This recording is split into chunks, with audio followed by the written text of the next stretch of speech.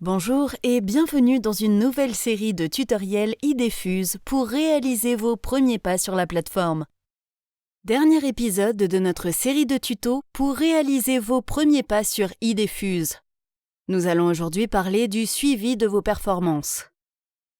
Toute la partie statistique de la plateforme se trouve dans le tableau de bord. Elle regroupe à la fois des statistiques globales pour avoir une vue d'ensemble de vos actions marketing et une vue détaillée campagne par campagne. Pour les premiers pas sur la plateforme, nous allons nous pencher sur la vue détaillée pour mieux comprendre quels sont les indicateurs à surveiller.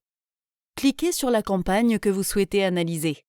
Sur la page de statistiques globales, vous retrouverez un aperçu de la campagne et plusieurs indicateurs. Le taux d'ouverture, c'est le rapport entre le nombre d'emails ouverts, de manière unique, et le nombre d'emails délivrés. En cliquant sur l'onglet « Ouverture », vous pouvez trier par date ou par nombre d'ouvertures et retrouver les contacts associés. C'est très utile pour savoir quels sont les contacts montrant le plus d'intérêt pour votre emailing. Un bon taux d'ouverture varie selon la cible, le secteur d'activité, le type de mail envoyé. Cela dit, on peut dire qu'il est bon autour de 20%. Le taux de clic, quant à lui, indique le nombre de clics uniques sur le nombre d'emails délivrés. Ici aussi, un destinataire peut cliquer plusieurs fois sur plusieurs liens différents. En allant dans l'onglet « Clic », vous retrouverez tous vos liens et pouvez identifier facilement les cliqueurs. On considère qu'autour de 3%, l'emailing a suscité de l'intérêt auprès des destinataires. Les bounces sont des rejets de votre emailing.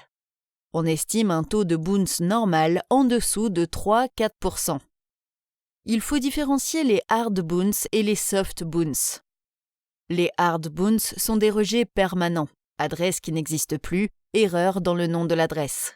Ce sont des adresses mail que la plateforme va enregistrer afin de ne plus leur envoyer d'email.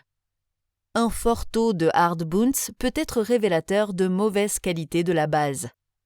À l'inverse, les soft bounce sont des rejets temporaires, ce qui signifie qu'une adresse mail qui est passée en soft bounce peut très bien ne plus l'être sur une autre campagne.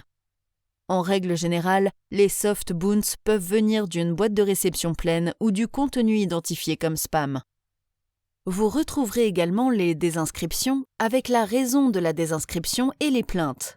Il faut être vigilant car à partir de 1% de taux de plainte, vous risquez d'être bloqué chez certains fournisseurs d'accès.